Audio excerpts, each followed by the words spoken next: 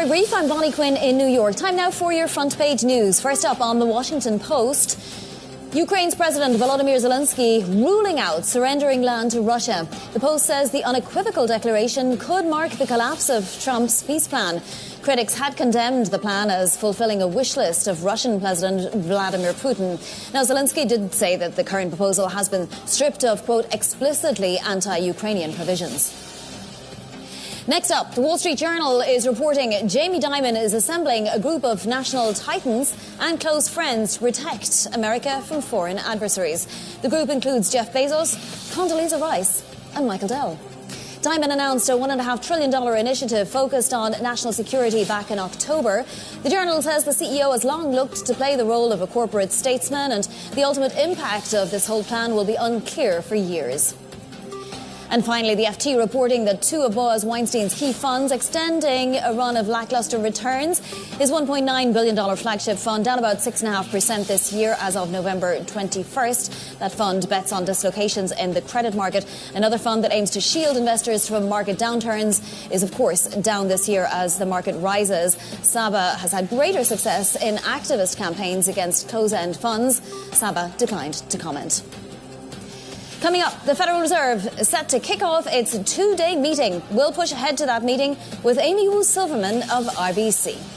This is Bloomberg.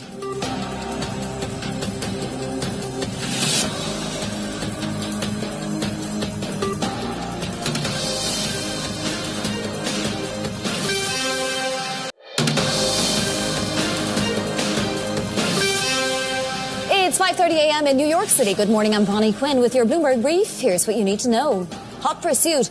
Paramount Skydance makes a hostile takeover bid now for Warner Brothers to torpedo Netflix's deal.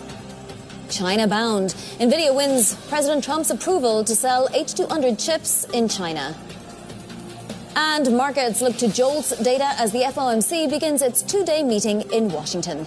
So let's check those markets. Typically not much happens the first day of an FOMC meeting, but there's lots of catalysts, including Oracle earnings tomorrow after the bell, as well as that FOMC meeting.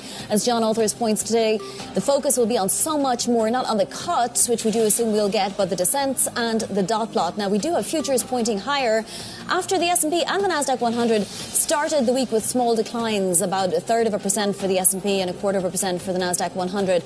Russell 2000 futures not really going anywhere. Let's take a look at the bond universe. I think TD Securities has the best note today, calling it talky. That's the environment we're in right now, with the two-year yield close to a 10-week high there. We got to 417 earlier in the day. Yields rising, and it's not just in the US, it's across the globe as we see a hawkish tilt from central banks. Isabel Schnabel telling Bloomberg yesterday that, the next move will be a hike at the ECB, and of course we know the BOJ is all but ready to hike. So let's get to some individual movers now. Over to London and to Valerie Teitel. Valerie.